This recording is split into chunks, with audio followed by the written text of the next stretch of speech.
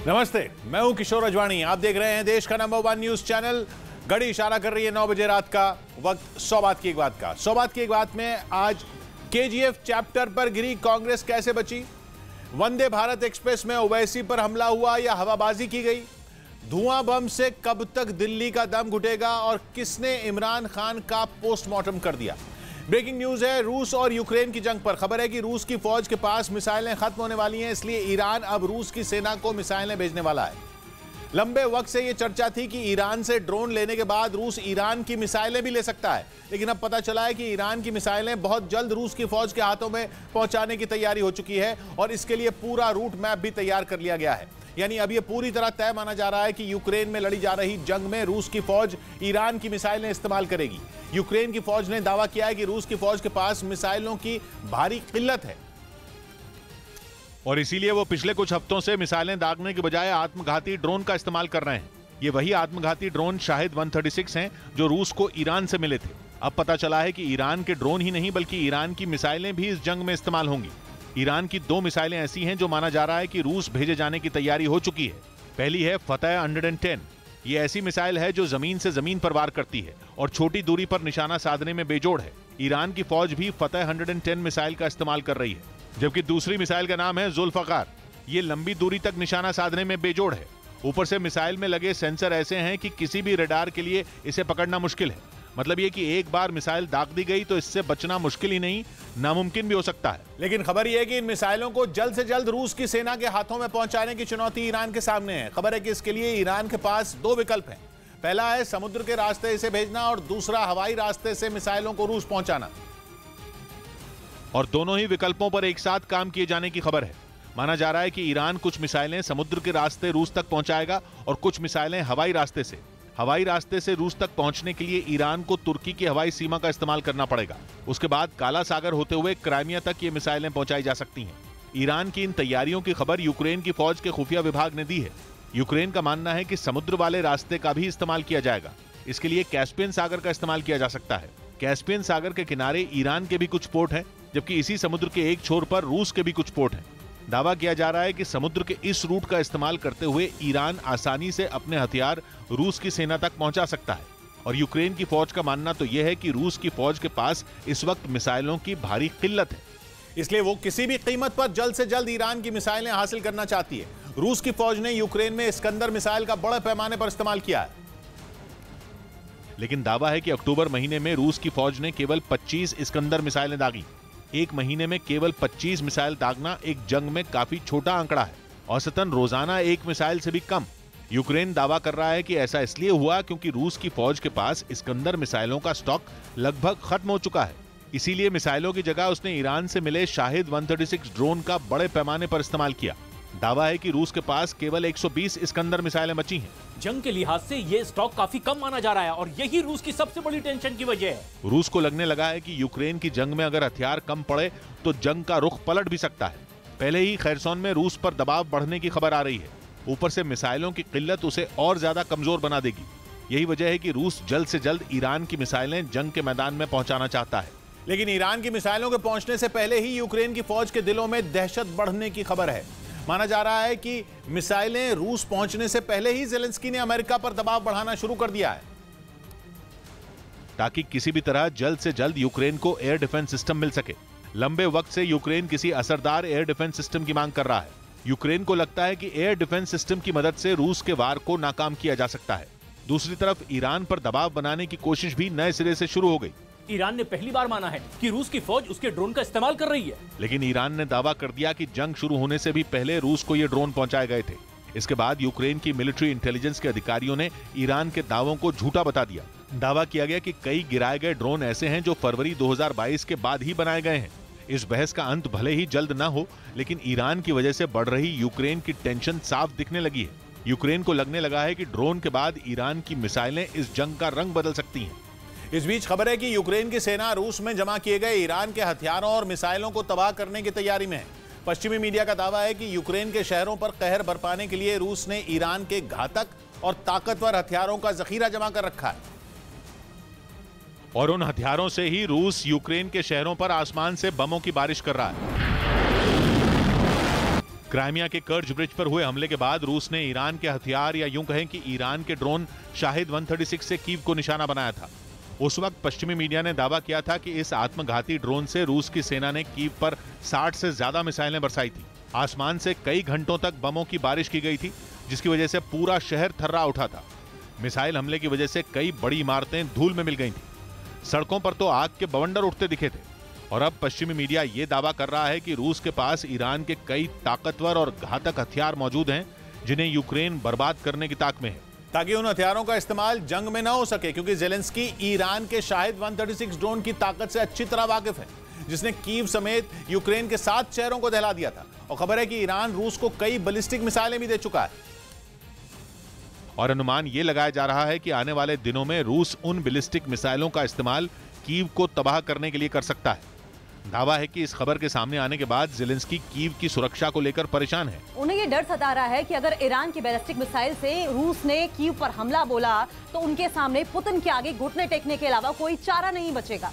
यही वजह है कि रूस के हमला करने से पहले ही यूक्रेन ईरान की मिसाइलों को तबाह करने की तैयारी में जुट गया है। इसके लिए यूक्रेन पश्चिमी देशों से मिले एयर डिफेंस सिस्टम का इस्तेमाल करेगा।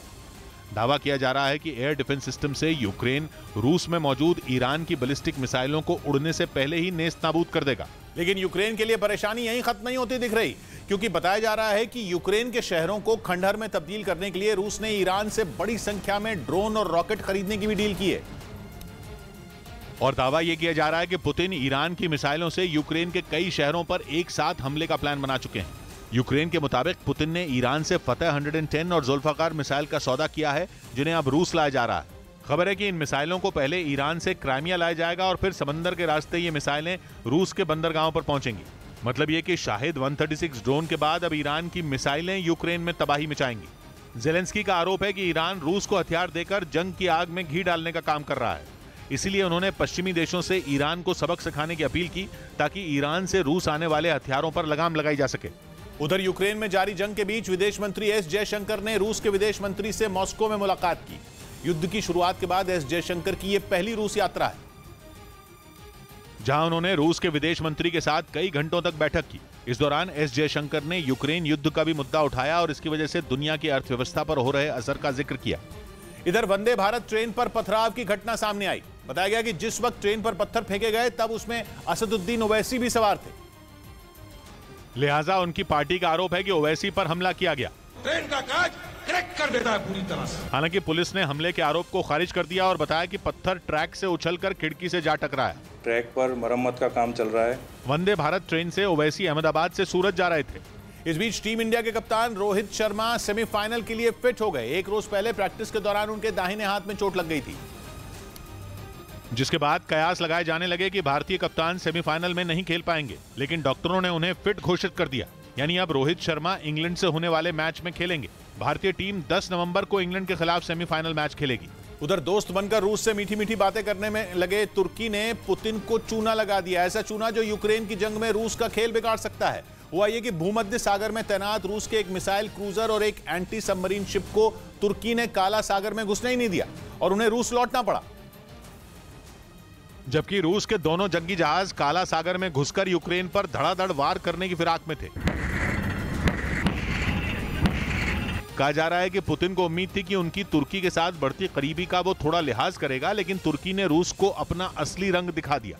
उसने रूस के जहाजों के लिए काला सागर के एंट्री पॉइंट खोले ही नहीं। नतीजा ये हुआ कि 9 महीने तक भूमध्य सागर में धूल फांकने के बाद रूस के दोनों जहाज बोरिया बिस्तर बांधकर वापस रूस चल दिए, जबकि पुतिन ने यूक्रेन की कमर तोड़ने के लिए अपनी नौसेना के प्रशांत महासागर के बेड़े को भी काम पर लगाया हुआ था। उसी के तहत दोनों शिप रूस के यूक्रेन पर हमले से भी पहले 2 फरवरी को ही भूमध्य सागर पहुंच गए थे और यूक्रेन पर हमला करने के लिए कमर कस के बैठे थे। लेकिन तुर्की ने ऐसी चाल चली कि रूस के जंगी जहाजों की सारी तैयारी धरी की धरी रह गई और उन्हें यूक्रेन पर एक वार करने तक का मौका नहीं मिला।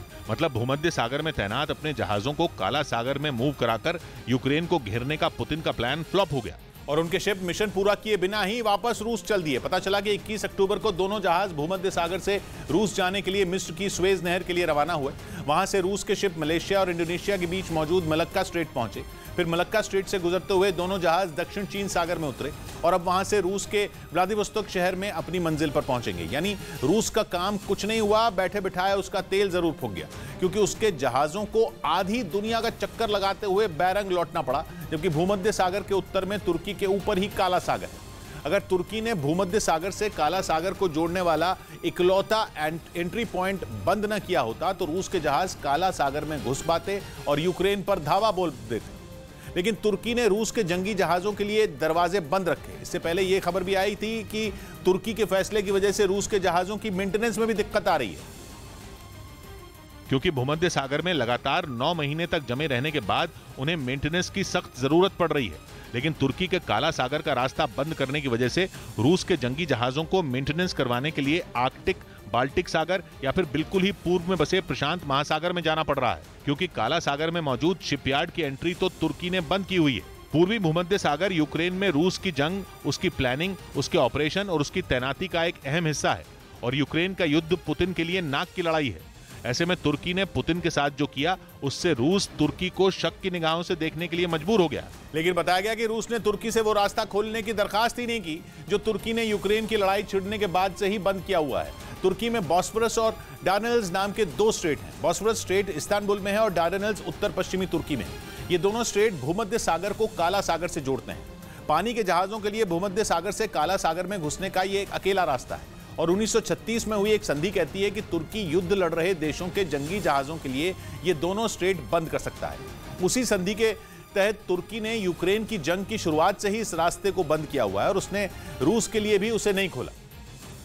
इधर केरल में छापेमारी के दौरान एनआईए ने आतंकी साजिश का पर्दाफाश किया। एनआईए ने कुछ दिनों पहले पीएफआई के 20 सदस्यों को गिरफ्तार किया था, जिनकी जानकारी के आधार पर यह छापे मारे गए, जिसमें पता चला कि दिल्ली से लेकर उत्तर प्रदेश, कर्नाटक और तमिलनाडु समेत कई राज्यों में आतंकी हमले की साजिश थी। एनआईए का दावा है कि जिन 3 जगहों पर छापेमारी की गई वहां देश विरोधी गतिविधियों को अंजाम दिया जाता था। इस बीच ठगी के आरोपी सुकेश चंद्रशेखर ने दिल्ली के एलजी को एक और चिट्ठी लिखी। सुकेश ने आम आदमी पार्टी और मुख्यमंत्री अरविंद केजरीवाल पर निशाना साधा और उनके इस्तीफे की मांग की। इस मामले में बीजेपी ने भी केजरीवाल सरकार को घेर लिया। अगर वो एक सुकेश से इतना पैसा ऐंठ रहे थे, उगाई कर रहे थे, तो बाकियों से भी कितना किया जाए। एलजी को भेजी गई चिट्ठी में सुकेश ने केजरीवाल और सत्येंद्र जैन पर धमकी देने का भी आरोप लगाया। उसने दावा किया कि उस पर केस वापस लेने का दबाव बनाया जा रहा है। उधर पाकिस्तान के प्रधानमंत्री शहबाज शरीफ का एक बयान सोशल मीडिया पर वायरल हो गया, जिसमें वो इमरान खान पर हुए हमले के बाद पोस्टमार्टम की बात कहते सुनाई दिए। जबकि 3 नवंबर को वजीराबाद में हुई फायरिंग में इमरान गोली लगने से घायल हो गए थे। वो बताएं, कौम को बताएं, अभी तक पोस्टमार्टम क्यों नहीं हुआ। हालांकि इस बयान से ये साफ नहीं है कि शहबाज शरीफ पोस्टमार्टम का जिक्र इमरान के लिए कर रहे थे या उस रैली में मारे गए उनकी पार्टी के कार्यकर्ता के लिए।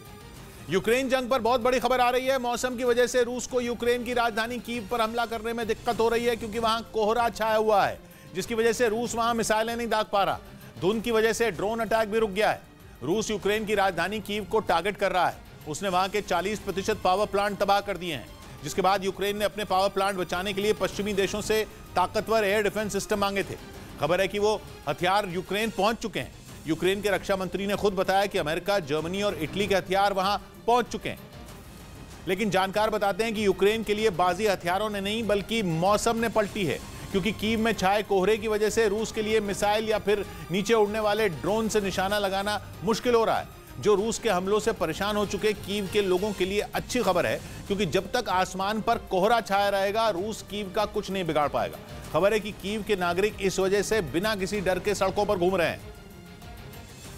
जबकि इससे पहले पुतिन की मिसाइलों ने कीव का ऐसा हाल कर दिया था कि लोग घरों में दुबक कर बैठ गए थे। लेकिन फिलहाल कीव पर मिसाइलों की बारिश नहीं हो सकती, क्योंकि कीव के आसमान पर कोहरा छाया हुआ जो पुतिन की मिसाइलों को गुमराह कर सकता है। यही नहीं, घने कोहरे के आगे पुतिन के कम ऊंचाई पर उड़ने वाले ड्रोन भी बेकार हैं। यानी मौसम बदलते ही कीव की किस्मत बदल गई और रूस के सामने एक बड़ी चुनौती खड़ी हो गई। जबकि पुतिन इस बार की सर्दियों को यूक्रेन के लिए चुनौती बनाना चाहते थे, लेकिन हो उल्टा गया, क्योंकि सर्दियां आते ही कोहरा भी आया और पुतिन के खतरनाक हथियारों के रास्ते का रोड़ा बन गया। जबकि इससे पहले यूक्रेन दावा करता था कि पुतिन हर हफ्ते के सोमवार को कीव में कोहराम मचा देते थे और इतनी मिसाइलें दागते थे कि गिनती करना मुश्किल हो जाए। लेकिन कई हफ्ते बाद ऐसा सोमवार आया जबकि कीव पर कोई बड़ा हमला नहीं हुआ। न वहां पर मिसाइलें गिरी, न आत्मघाती ड्रोन्स ने उत्पात मचाया। जबकि इससे पहले पुतिन बिना रुके कीव की एक लाइफलाइन काट रहे थे, जिससे परेशान जेलेंस्की ने नेटो और दूसरे पश्चिमी देशों से ताकतवर एयर डिफेंस सिस्टम मांगे थे। वहां के रक्षा मंत्री ने दावा किया कि पश्चिमी देशों से उन तक हथियारों की मदद पहुंच गई है, जिसमें अमेरिका से मिला नसैम्स यानी national advance surface to air missile system और इटली से मिला स्पाइड एयर डिफेंस सिस्टम शामिल है। यानी यूक्रेन के पास ऐसे एयर डिफेंस सिस्टम है जो कम से ज्यादा दूरी तक दुश्मन को छका सकते हैं। लेकिन यूक्रेन इसका इस्तेमाल करे इससे पहले ही मौसम ने करवट ले ली, जो यूक्रेन के लिए अच्छी खबर साबित हुई, क्योंकि इस समय उसे किसी देश से मिले एयर डिफेंस सिस्टम नहीं बल्कि मौसम बचा रहा है। क्योंकि जानकार मानते हैं कि अगर कीव का मौसम नहीं बदला होता तो कीव के बचे कुचे पावर प्लांट उड़ाए जा चुके होते, जिसके बाद कोई कुछ भी करता कीव को अंधेरे में डूबने से नहीं बचा पाता। यूक्रेन में आमतौर पर सर्दियों में न्यूनतम तापमान -4 डिग्री सेल्सियस तक चला जाता है और पावर कट की वजह से लोग परेशान हो सकते हैं क्योंकि हीटर नहीं चलेगा। कीव के मेयर ने इसी वजह से वहां के लोगों को शहर छोड़ने को भी कह दिया था, लेकिन कोहरा छाते ही वो बेफिक्र हो गए और खबर आई कि लोग सड़कों पर घूम फिर रहे हैं, क्योंकि अब उन्हें इस बात का डर नहीं कि पुतिन की मिसाइल कहीं से आएगी और उन्हें उड़ाकर चली जाएगी। या यूं कहें कि इस समय यूक्रेन और खासकर वहां की राजधानी कीव के लोग हथियारों और मिसाइलों के नहीं बल्कि कुदरत भरोसे हैं। इधर दिल्ली में प्रधानमंत्री मोदी ने G20 शिखर सम्मेलन का लोगो लॉन्च कर दिया। अगले साल G20 देशों की यह बैठक भारत में होने वाली है, जिसके लोगो, थीम सॉन्ग और वेबसाइट का प्रधानमंत्री मोदी ने अनावरण किया। इसके जरिए उन्होंने विश्व शांति का संदेश देने की बात भी कही। Symbol of the lotus in the G20 logo is a representation of hope in these times. G20 समूह के देशों का ये शिखर सम्मेलन अगले साल होने वाला है, जिसकी मेजबानी इस बार भारत करेगा। उधर केंद्र सरकार ने जम्मू कश्मीर के 20 जिलों के सरकारी अस्पतालों में पोस्ट ग्रेजुएट की सीटों की घोषणा की। इनमें 50% सीटें वहां के डॉक्टरों के लिए आरक्षित रहेंगी, जिसकी जानकारी खुद केंद्रीय स्वास्थ्य मंत्री मनसुख मांडविया ने ट्वीट करके दी। इस ऐलान के साथ ही जम्मू कश्मीर को 265 DNB यानी diplomat of national board post graduate medical की सीटें मिल गईं। ये डिग्री मेडिकल कॉलेजों में MD और MS के बराबर ही मानी जाती है। इस बीच सीजन की पहली बर्फबारी से बंद हुए श्रीनगर लेह हाईवे को खोलने का काम तेज हो गया, जिसके लिए बर्फ हटाने वाली मशीन भी लगाई गई, जो सड़क पर जमी बर्फ की मोटी परत को हटाने के काम में जुट गई ताकि हाईवे को जल्द लोगों के लिए फिर से खोला जा सके। सड़क के अलावा वहां पहाड़ियों पर भी बर्फ की खूबसूरत सफेद चादर बिछी नजर आई। उधर अमेरिका और दक्षिण कोरिया की मिलिट्री ड्रिल से उत्तर कोरिया इतना भड़का हुआ है कि उसने अपने मिसाइल टेस्ट को इन दोनों देशों पर हमले की प्रैक्टिस से जोड़ दिया, क्योंकि अमेरिका की वायुसेना इन दोनों दक्षिण कोरिया के साथ मिलकर अपने लड़ाकू विमानों की ताकत दिखाने में जुटी है, जिसके जवाब में एक दिन पहले ही उत्तर कोरिया ने दक्षिण कोरिया के नजदीक समंदर में कई घातक मिसाइलें दाग दी थी, जो एक इशारा था कि अगर अमेरिका और दक्षिण कोरिया ने उसकी तरफ आंख उठाने की कोशिश की तो उन्हें इसकी भारी कीमत चुकानी पड़ सकती है।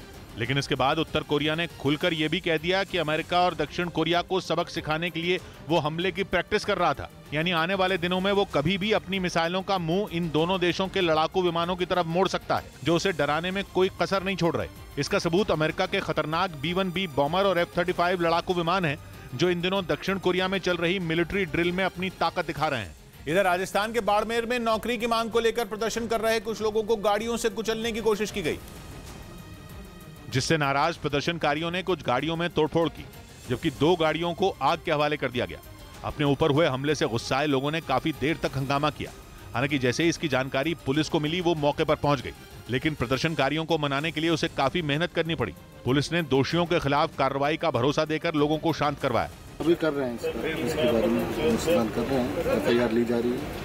जानकारी के मुताबिक जिन लोगों को गाड़ी से कुचलने की कोशिश की गई वो पचपदरा रिफाइनरी के बाहर नौकरी की मांग को लेकर प्रदर्शन कर रहे थे। इस बीच खबर है कि नेटो अपने पूर्वी छोर को मजबूत करने में जुट गया है, जिसके लिए उसने पोलैंड और लातविया में अपने सैनिकों की लंबी चौड़ी फौज भेजी। ऐसा इसलिए क्योंकि नेटो के पूर्वी छोर का रूस से सीधा लेना देना है और पुतिन जब चाहें वहां हमला कर सकते हैं और पोलैंड और लातविया को अमेरिका से दोस्ती की सजा दे सकते हैं। पोलैंड यूक्रेन जंग के पहले दिन से यूक्रेन के साथ है। रूस के हथियारों से यूक्रेन के लोगों को बचाने के लिए उसने अपने बॉर्डर भी खोल दिए थे और इसी वजह से नेटो को लगता है कि पुतिन पोलैंड को नहीं छोड़ेंगे और मौका मिलते ही सारा हिसाब चुकता कर लेंगे।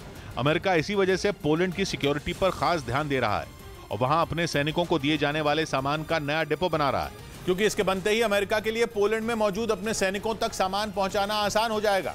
अमेरिका का डिपो पोलैंड के पश्चिमी हिस्से में बने एयरबेस के नजदीक बन रहा है, जहां से अमेरिकी सेना को ईंधन और दूसरी जरूरी चीजें मिलेंगी, क्योंकि उसके पास अपाचे हेलीकॉप्टर हैं। यही नहीं, पोलैंड का कहना है कि बहुत जल्द वो अपने यहां अपाचे हेलीकॉप्टर के लिए अलग एयरबेस बनाएगा। दुनिया के सबसे ताकतवर लड़ाकू हेलीकॉप्टर में एक अपाचे में high quality night vision system लगा होता है, यानी ये लड़ाकू हेलीकॉप्टर रात में भी लड़ सकते हैं। ये हेलीकॉप्टर 1 मिनट में 128 टारगेट उड़ा सकते हैं और 293 किलोमीटर प्रति घंटा की रफ्तार से उड़ान भर सकते हैं। इसके अलावा 5000 किलोग्राम से ज्यादा वजन वाले अपाचे हेलीकॉप्टर में 16 एंटी टैंक और स्टिंगर मिसाइलें लगी होती हैं, जो पलक झपकते ही जमीन पर मौजूद अपने टारगेट को खत्म कर सकती हैं। पोलैंड की सरकार का कहना है कि जून के बाद से उसने अपनी ताकत बढ़ानी शुरू कर दी है और लगातार अपनी वायुसेना की ताकत बढ़ा रहा है, जिसमें अमेरिका भी उसका साथ दे रहा है, क्योंकि यूक्रेन जंग के बीच अमेरिका ने अपने सैनिकों की अच्छी खासी संख्या पोलैंड भेजी है, जिनकी संख्या करीब 10,000 है। पोलैंड ने यह संकेत भी दिए कि अमेरिका वहां अपना एक परमानेंट बेस बनाएगा। यही नहीं, नेटो के पूर्वी छोर को मजबूत करने के लिए लातविया में भी सैन्य अभ्यास किया गया, जिसमें शामिल हुए स्पेन के 85 सैनिक, जिन्होंने अलग अलग तरह के एयर डिफेंस सिस्टम से प्रैक्टिस की, क्योंकि नेटो जानता है कि पुतिन आएंगे तो आसमान से आएंगे। यूक्रेन में उन्होंने ये करके दिखाया है, जहां वो करीब 9 महीने से अपनी एयरफोर्स के दम पर लड़ रहे हैं। और जिस तरह के उनके तेवर हैं, वो नेटो के पूर्वी छोर पर कभी भी हमला कर सकते हैं, और इसीलिए पोलैंड और लातविया जैसे देश अलर्ट हैं, क्योंकि पोलैंड की सीमा रूस के कलिनिनग्राद से लगती है, और कलिनिनग्राद वो जगह है जहां रूस के परमाणु हथियार और उन्हें दागने वाली इंटरकॉन्टिनेंटल बैलिस्टिक मिसाइलें रखी हैं, यानी पोलैंड पुतिन के परमाणु हथियारों की रेंज में है। खबर है कि इसी वजह से पोलैंड एक दीवार भी बना रहा है, जो 2.5 मीटर ऊंची और 3 मीटर मोटी होगी और पोलैंड और कलिनिनग्राद को अलग करेगी। रही बात लातविया की, तो यह भी पूर्व में रूस के साथ बॉर्डर शेयर करता है, जबकि दक्षिण में इसकी सीमा बेलारूस से लगती है। यानी लातविया के एक तरफ रूस है, दूसरी तरफ उसका जिगरी दोस्त बेलारूस। मतलब लातविया पर खतरा एक ओर से नहीं बल्कि 2 ओर से आ सकता है, और माना जा रहा है कि इसी वजह से नेटो ने इन दोनों देशों में रूस से निपटने की तैयारी की, क्योंकि उसका पूर्वी छोर रूस के साथ बॉर्डर शेयर करता है और कभी भी संकट में आ सकता है। क्योंकि पुतिन एक बार नहीं बार बार कह चुके हैं कि नेटो को उसके किए की सजा मिलेगी, और बहुत ज्यादा चांस है कि उनका कहर सबसे पहले पोलैंड और लातविया जैसे देशों पर बरपे, क्योंकि ये देश हैं तो छोटे से, लेकिन नेटो में शामिल होने की वजह से रूस को बार बार आंखें दिखाते हैं। और ये बात सब जानते हैं कि पुतिन जिद पर अड़ गए तो किसी भी देश का यूक्रेन जैसा बुरा हाल कर सकते हैं। इधर गुजरात में विधानसभा चुनाव से पहले कांग्रेस को बड़ा झटका लगा। दिग्गज नेता मोहन राठवा ने पार्टी से इस्तीफा दे दिया, और खबर है कि वो बीजेपी में शामिल हो सकते हैं। आदिवासी समुदाय के कद्दावर नेता मोहन राठवा छोटा उदयपुर क्षेत्र से 11 बार विधायक रहे हैं। उधर उत्तर प्रदेश के वाराणसी में देव दीपावली के दिन एक फुटओवर ब्रिज की रेलिंग टूट गई, जिसमें कई लोग नीचे गिरने से घायल हो गए, जिन्हें इलाज के लिए अस्पताल में भर्ती करवाया गया। इसके साथ ही फुटओवर ब्रिज को एहतियातन बंद कर दिया गया। बताया गया कि ज्यादा भीड़ होने की वजह से पुल की रेलिंग टूट गई। हालांकि वहां पहले से मौजूद पुलिस ने हालात को संभाल लिया, बाद में वहां बैरिकेडिंग कर दी गई। इस बीच प्रधानमंत्री मोदी बीजेपी नेता लालकृष्ण आडवाणी के जन्मदिन के मौके पर उनसे मिलने पहुंचे। दोनों नेताओं की मुलाकात लालकृष्ण आडवाणी के दिल्ली में मौजूद बंगले पर हुई, जहां प्रधानमंत्री ने उन्हें फूलों का गुलदस्ता देकर जन्मदिन की शुभकामनाएं दी। इस दौरान रक्षा मंत्री राजनाथ सिंह भी वहां मौजूद रहे। वहीं प्रधानमंत्री ने इसके बाद ट्वीट करते हुए उनकी बेहतर सेहत और लंबी उम्र की कामना भी की। उधर ब्रिटेन के रक्षा मंत्रालय ने दावा किया कि यूक्रेन की जंग में रूस को अफगानिस्तान में चली 9 साल की लंबी लड़ाई से भी ज्यादा नुकसान हुआ है। दावा है कि यूक्रेन ने अब तक युद्ध में रूस के 250 से भी ज्यादा लड़ाकू विमानों को मार गिराया, जिन्होंने जंग शुरू होते ही यूक्रेन के शहरों पर बम बरसाकर तबाही मचा दी थी।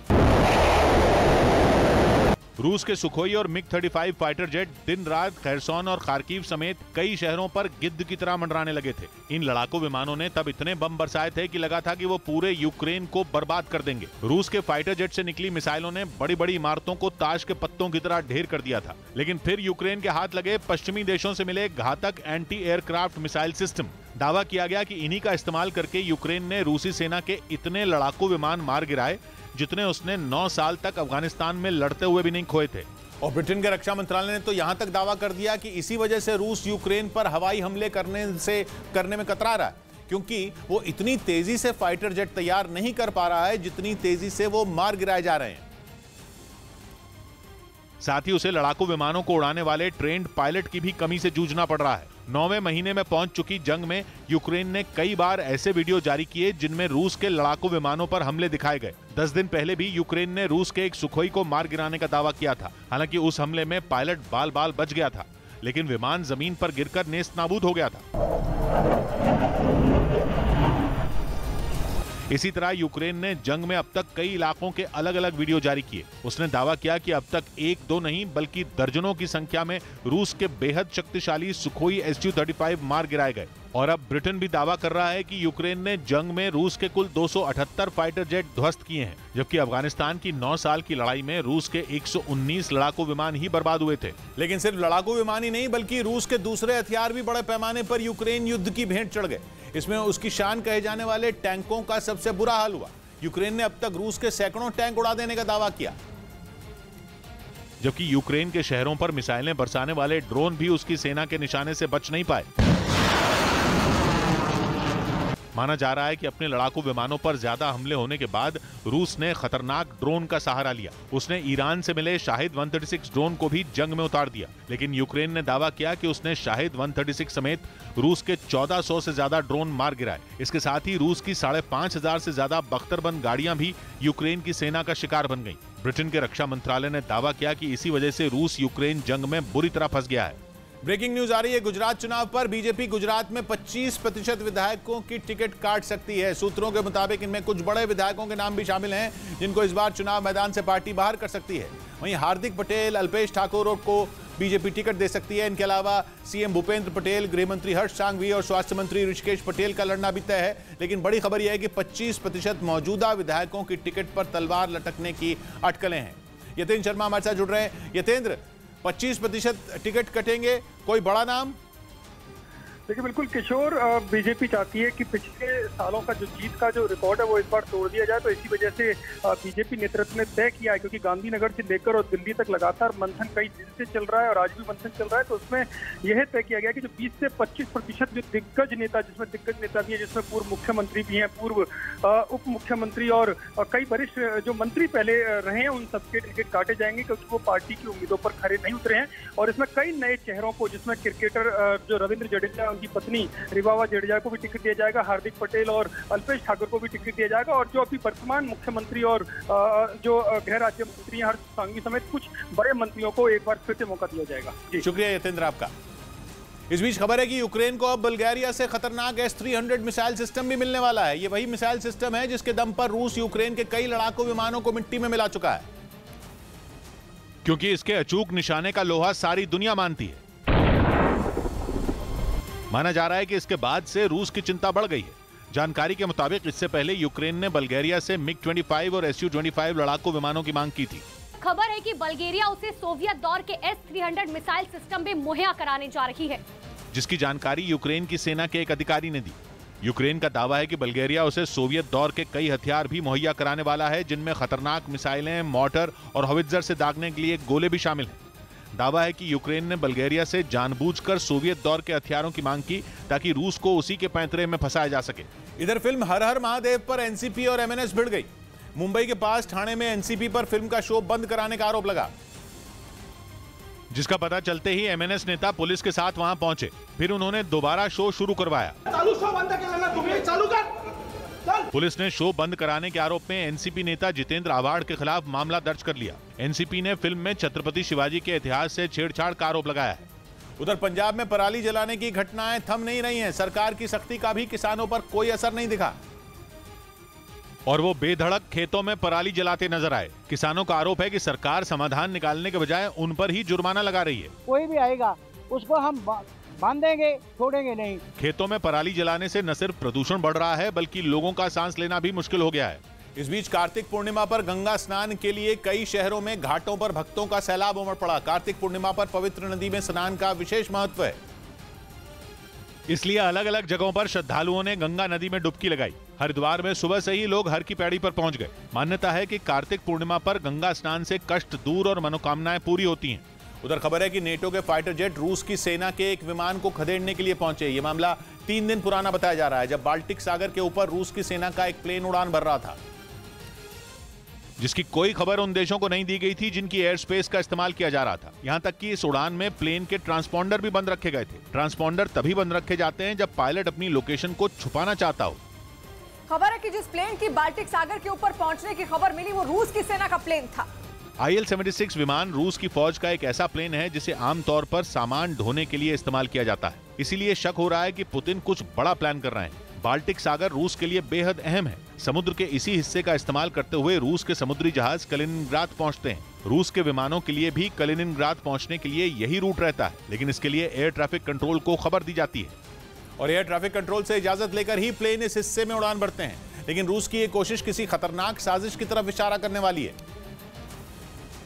क्योंकि बिना कोई खबर दिए गुपचुप तरीके से कलिनिनग्राद पहुंचना कोई आम बात नहीं है। पहले भी पता चला था कि कलिनिनग्राद के जरिए पुतिन यूरोप और नेटो को कोई बड़ा झटका देने की योजना बना रहे हैं। नेटो की सेनाएं इसीलिए बाल्टिक देशों में पहले से अलर्ट मोड पर हैं। जैसे ही पुतिन की फौज के प्लेन की उड़ान की खबर आई, फौरन फाइटर जेट भेज दिए गए।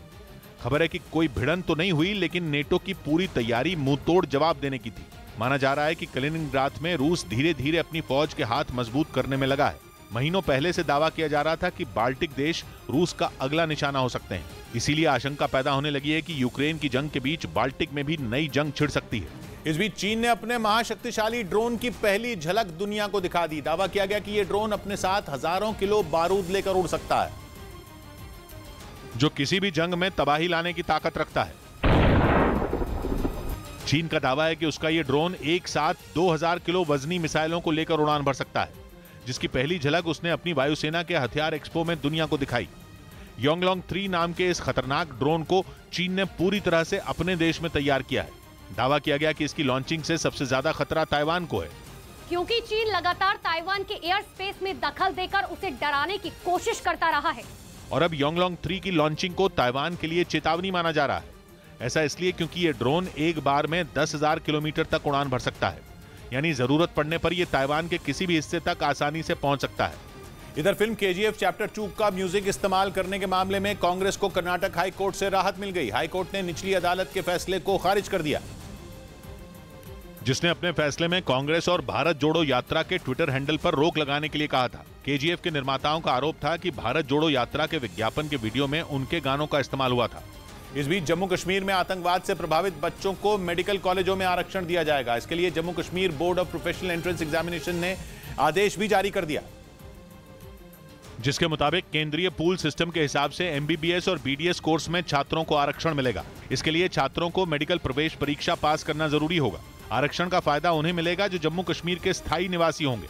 उधर कुर्द लड़ाकों के सफाये में जुटे तुर्की ने एक बार फिर अपनी कामयाबी का वीडियो जारी किया। कुर्दिस्तान वर्कर्स पार्टी के लड़ाकों को आतंकी बोलने वाला तुर्की उनके खिलाफ ऑपरेशन चला रहा है और उन्हें मारने के लिए वो कभी उत्तरी इराक में बम गिराता है तो कभी उत्तरी सीरिया में हमला करता है। यही नहीं, वो पूर्वी तुर्की की दरसिम वैली में कुर्द लड़ाकों का नामो निशान मिटाने में जुटे हैं, जिसके लिए एर्दोआन ने 500 सैनिक वहां भेजे हैं। तुर्की में कुर्द लड़ाकों को मारने का ऑपरेशन शुरू हुए 1 हफ्ते से ज्यादा हो चुका है और तुर्की का कहना है कि उसका यह ऑपरेशन कामयाब रहा। यही नहीं, वो अपनी कामयाबी का सबूत भी दे रहा है।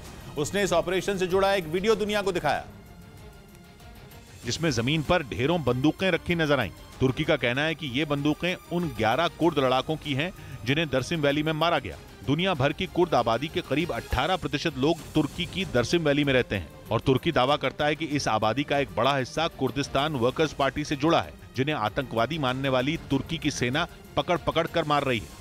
इधर उत्तराखंड के बाजपुर में पहलवानों के समर्थकों ने जमकर हंगामा किया। आरोप है कि मुकाबले के दौरान एक पहलवान के समर्थक ने दूसरे पहलवान को लात मार दी, जिसके बाद दोनों पक्षों के लोग एक दूसरे से भिड़ गए। इस घटना का जो वीडियो सामने आया उसमें कई लोग आपस में मारपीट करते नजर आए। इस दौरान वहां मौजूद पुलिस के जवान मारपीट कर रहे लोगों को समझाने और उन्हें अलग करने की कोशिश करते दिखे, लेकिन लाख कोशिश के बाद भी वहां बवाल होता रहा और दोनों पक्षों के लोग एक दूसरे पर हाथ छोड़ते रहे। इसी बीच वहां मौजूद एक आदमी ने हवा में फायरिंग कर दी,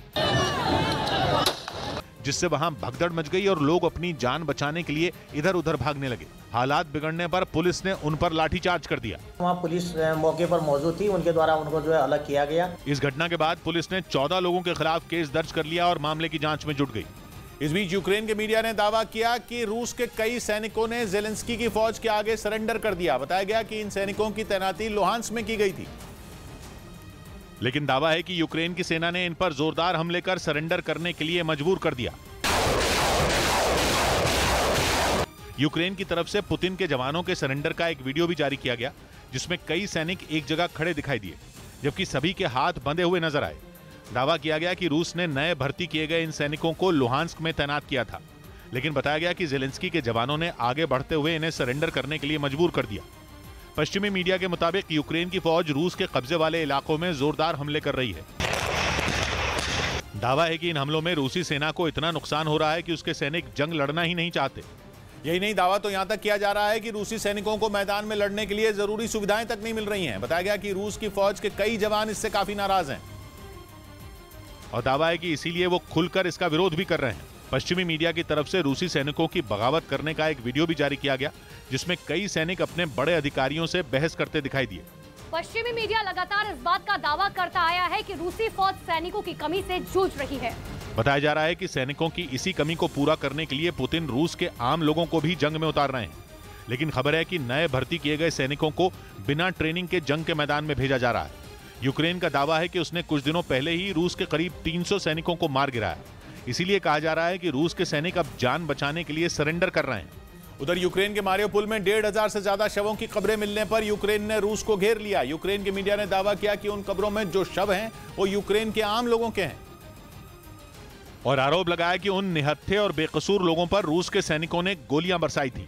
इतना ही नहीं, इस नरसंहार के सबूत मिटाने के लिए रूस की सेना ने सभी लोगों को वहां कब्रों में दफना दिया था, जिसका अब पता चला है। असल में लंबे वक्त तक मारियोपोल युद्ध का केंद्र बना रहा। वहां रूस और यूक्रेन की सेना में भीषण जंग हुई। यहां तक कि मारियोपोल को जीतने के लिए पुतिन को अपने सबसे वफादार रमजान कादिरव को भी मैदान में उतारना पड़ा था। यूक्रेन के मीडिया का दावा है कि कादिरव के लड़ाकों ने वहां जमकर कत्लेआम मचाया था और अपने गुनाहों के सबूत उन कब्रों में छिपा दिए थे। सबूत के तौर पर यूक्रेन के मीडिया ने कुछ सैटेलाइट तस्वीरें भी जारी की। पश्चिमी मीडिया का दावा है कि इस जंग में अब तक इस तरह की 4000 से ज्यादा कब्रें मिल चुकी हैं, जो रूस की सेना के जुल्म की निशानी है। इधर देश भर में प्रकाश पर्व की धूम रही और सिखों के पहले गुरु नानक देव की जयंती को बड़े भक्तिभाव से मनाया गया। इस मौके पर देश भर में गुरुद्वारों को सजाया गया और भजन कीर्तन के कार्यक्रमों का आयोजन किया गया। श्रद्धालु गुरु ग्रंथ साहब का पाठ करते दिखे। पीएम मोदी ने भी ट्वीट कर गुरु नानक देव जयंती की शुभकामनाएं दी और दिल्ली में एक कार्यक्रम में शामिल हुए। इस बीच उत्तर प्रदेश की खतौली विधानसभा सीट पर उपचुनाव के लिए चुनाव आयोग ने तारीख का ऐलान कर दिया। वहां 5 दिसंबर को वोट डाले जाएंगे, जबकि 8 दिसंबर को मतगणना होगी। बीजेपी विधायक विक्रम सिंह को 2 साल की सजा होने पर यह सीट खाली हुई थी। उन्हें हिंसा फैलाने के मामले में मुजफ्फरनगर कोर्ट ने सजा सुनाई थी, जिसके बाद उनकी विधानसभा की सदस्यता खत्म हो गई थी। उधर खबर है कि जंग खत्म करवाने के लिए अमेरिका ने रूस से बातचीत शुरू की है। पश्चिमी मीडिया ने दावा किया कि अमेरिका के एक बड़े अधिकारी ने पुतिन के एक करीबी अधिकारी से बात की और दोनों के बीच सीक्रेट चर्चा हुई। क्योंकि अमेरिका नहीं चाहता कि यूक्रेन जंग की चक्की में पूरी दुनिया पिसे।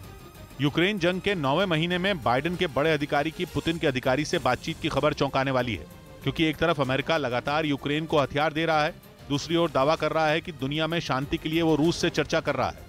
खबर है कि व्हाइट हाउस के एक बड़े अधिकारी और पुतिन के एक बड़े अधिकारी की सीक्रेट बातचीत हुई, जिसमें यूक्रेन जंग के साथ साथ दुनिया पर मंडरा रहे परमाणु संकट का मुद्दा भी उठा। ये तक खबर आई कि अमेरिका ने यूक्रेन से भी नर्म पड़ने को कहा है, क्योंकि वो चाहता है कि दुनिया यूक्रेन जंग के लिए हमेशा पुतिन को ही दोषी समझे। पश्चिमी मीडिया ने दावा किया कि बाइडेन चाहते हैं कि रूस के साथ बातचीत का दरवाजा खुले, लेकिन 9 महीने से यूक्रेन में जंग लड़ रहे रूस को ऐसा नहीं लगता। रूस की सरकार का कहना है कि पश्चिमी मीडिया इस तरह की अफवाहें फैलाता रहता है, क्योंकि अमेरिका ने दोनों देशों के बीच कितनी बार बात हुई इसका कोई डेटा नहीं दिया। मतलब रूस डंके की चोट पर पश्चिमी मीडिया के दावे को हवाई बता रहा है, जबकि बाइडेन और यूक्रेन दुनिया के सामने अच्छा बनने की कोशिश में जुटे हैं। क्योंकि अब तक रूस से बातचीत नहीं करने के मूड में लग रहे ज़ेलेंस्की ने बोल दिया कि ईरान बीच में नहीं पड़ता तो यूक्रेन और रूस की पीस टॉक्स शुरू हो चुकी होती। यानी बाइडेन ने पुतिन को विलेन बनाने के लिए बातचीत का नाटक किया है, क्योंकि रूस तो इनकार कर रहा है और पूछ रहा है कि अगर बातचीत हुई तो सबूत कहां है। इधर आयकर विभाग ने दावा किया कि झारखंड कांग्रेस के 2 विधायकों और उनके समर्थकों पर छापेमारी के बाद 100 करोड़ से ज्यादा के बेनामी लेन देन और निवेश का पता चला, जबकि छापेमारी में 2 करोड़ रुपए मिलने का भी दावा किया गया। आयकर विभाग की टीम ने 4 नवंबर को झारखंड और बिहार समेत 4 राज्यों में 50 जगहों पर छापे मारे थे। इस दौरान कांग्रेस के 2 विधायक कुमार जयमंगल और प्रदीप यादव के कई ठिकानों पर भी छापेमारी की गई थी। इस बीच उत्तर प्रदेश के झांसी में एक मालगाड़ी के कई डिब्बे पटरी से उतर गए, जिसकी वजह से वहां रेलवे ट्रैक को बंद कर दिया गया, जिसका असर उस ओर जाने वाली गाड़ियों पर पड़ा। घटना की जानकारी मिलते ही रेलवे के अधिकारी और कर्मचारी मौके पर पहुंच गए। फिर कई घंटों की मशक्कत के बाद मालगाड़ी के डिब्बों को ट्रैक से हटाया गया। घटना की जांच के लिए एक टीम भी बनाई गई। उधर यूक्रेन की मीडिया ने दावा किया कि ब्रिटिश लड़ाकों और चेक रिपब्लिक की मदद से पोलैंड ने रूस से निपटने की तैयारी शुरू कर दी। बताया गया कि रूस को पोलैंड ने अपनी ताकत दिखाने के लिए बड़ी मिलिट्री ड्रिल शुरू की और दुश्मन पर कहर बरपाने का अभ्यास किया। यूक्रेन युद्ध की शुरुआत से ही नेटो का सदस्य देश पोलैंड पुतिन की नाराजगी झेल रहा है और खबर है कि इसी वजह से उसकी सेना ब्रिटेन, अमेरिका और चेक रिपब्लिक के सैनिकों से जंग की ट्रेनिंग ले रही है। पोलैंड की इस मिलिट्री ड्रिल को काफी खास बताया गया। दावा है कि इसमें रूस और यूक्रेन में जारी जंग के मौजूदा हालात बनाकर उनसे निपटने का अभ्यास किया गया। यही नहीं, पोलैंड ने अपने घातक हथियारों की ताकत को भी परखा। असल में जंग की शुरुआत से ही पुतिन बेलारूस की जमीन को यूक्रेन पर हमले के लिए इस्तेमाल करते आए हैं। ऐसे में पोलैंड को भी ये डर सता रहा है कि कहीं रूसी फौज बेलारूस से उस पर हमला न कर दे, क्योंकि जंग की शुरुआत से ही वो खुलकर रूस के खिलाफ बोलता रहा है। इतना ही नहीं, दावा है कि पोलैंड के रास्ते से ही पश्चिमी देशों से भेजे गए हथियार यूक्रेन तक पहुंचते रहे हैं, जिनके दम पर यूक्रेन की सेना ने रूसी फौज से मुकाबला किया है। लेकिन पोलैंड की मदद ने रूस को केवल भड़काया है। पुतिन कई बार यूक्रेन की मदद करने के लिए पोलैंड को अंजाम भुगतने की धमकी दे चुके हैं। यूक्रेन के मीडिया का दावा है कि इसीलिए अब पोलैंड अपनी सेना को मजबूती देना चाहता है, ताकि अगर कभी रूस उससे भिड़ने की कोशिश करे तो वो उसे मुंहतोड़ जवाब दे सके। बताया जा रहा है कि जो मिलिट्री ड्रिल पोलैंड ने शुरू की, उसमें अमेरिका के कई आधुनिक टैंकों से भी जंग लड़ने का अभ्यास किया गया। इधर मध्य प्रदेश के कटनी से हैरान कर देने वाला एक वीडियो सामने आया। वहां कैश वैन ने एक स्कूटी को जोरदार टक्कर मार दी। हादसा उस वक्त हुआ जब सड़क पर जा रही स्कूटी अचानक मुड़ गई। तभी कैश वैन की उससे जोरदार भिड़ंत हो गई। इस घटना का जो वीडियो सामने आया, उसमें सड़क से एक स्कूटी गुजरती नजर आई। उसी दौरान उसके पीछे आ रही दूसरी स्कूटी जैसे ही अपनी दाईं ओर मुड़ी, सामने से आ रही कैश वैन ने उसे जोरदार टक्कर मार दी। इसके बाद जो हुआ, सिर्फ 4 मिनट के ब्रेक के बाद, रूस की फौज के पास मिसाइलें खत्म होने वाली हैं, इसलिए ईरान अब रूस की सेना को मिसाइलें भेजने वाला है। लंबे वक्त से यह चर्चा थी कि ईरान से ड्रोन लेने के बाद रूस ईरान की मिसाइलें भी ले सकता है, लेकिन अब पता चला है कि ईरान की मिसाइलें बहुत जल्द रूस की फौज के हाथों में पहुंचाने की तैयारी हो चुकी है और इसके लिए पूरा रूट मैप भी तैयार कर लिया गया है। यानी अब यह पूरी तरह तय माना जा रहा है कि यूक्रेन में लड़ी जा रही जंग में रूस की फौज ईरान की मिसाइलें इस्तेमाल करेगी। यूक्रेन की फौज ने दावा किया है कि रूस की फौज के पास मिसाइलों की भारी किल्लत है और इसीलिए वो पिछले कुछ हफ्तों से मिसाइलें दागने के बजाय आत्मघाती ड्रोन का इस्तेमाल कर रहे हैं। ये वही आत्मघाती ड्रोन शाहिद 136 हैं जो रूस को ईरान से मिले थे। अब पता चला है कि ईरान के ड्रोन ही नहीं बल्कि ईरान की मिसाइलें भी इस जंग में इस्तेमाल होंगी। ईरान की 2 मिसाइलें ऐसी हैं जो माना जा रहा है कि रूस भेजे जाने की तैयारी हो चुकी है। पहली है फतह 110। ये ऐसी मिसाइल है जो जमीन से जमीन पर वार करती है और छोटी दूरी पर निशाना साधने में बेजोड़ है। ईरान की फौज भी फतह 110 मिसाइल का इस्तेमाल कर रही है, जबकि दूसरी मिसाइल का नाम है जुल्फकार।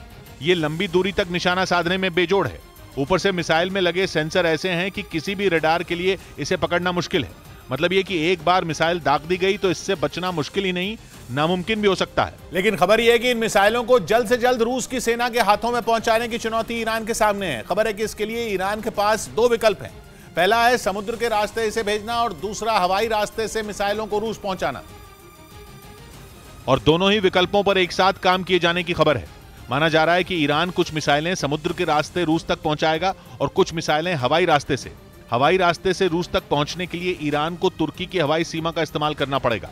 उसके बाद काला सागर होते हुए क्राइमिया तक ये मिसाइलें पहुंचाई जा सकती हैं। ईरान की इन तैयारियों की खबर यूक्रेन की फौज के खुफिया विभाग ने दी है। यूक्रेन का मानना है कि समुद्र वाले रास्ते का भी इस्तेमाल किया जाएगा। इसके लिए कैस्पियन सागर का इस्तेमाल किया जा सकता है। कैस्पियन सागर के किनारे ईरान के भी कुछ पोर्ट हैं, जबकि इसी समुद्र के एक छोर पर रूस के भी कुछ पोर्ट हैं।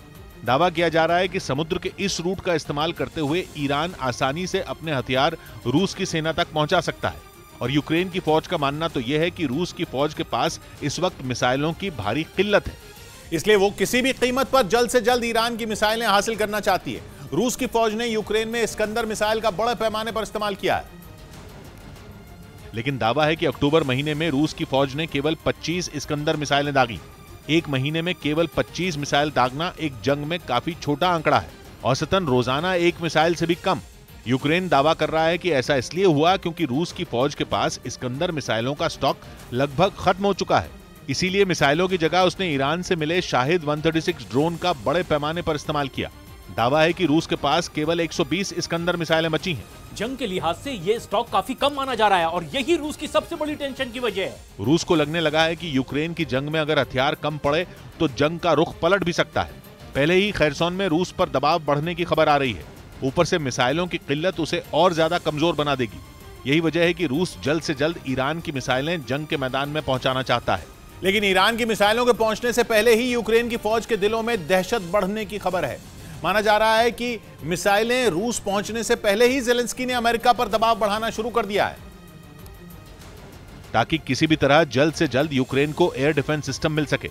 लंबे वक्त से यूक्रेन किसी असरदार एयर डिफेंस सिस्टम की मांग कर रहा है।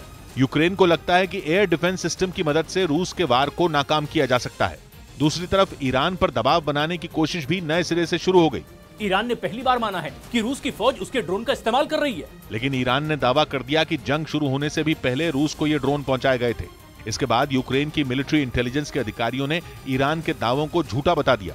दावा किया गया कि कई गिराए गए ड्रोन ऐसे हैं जो फरवरी 2022 के बाद ही बनाए गए हैं।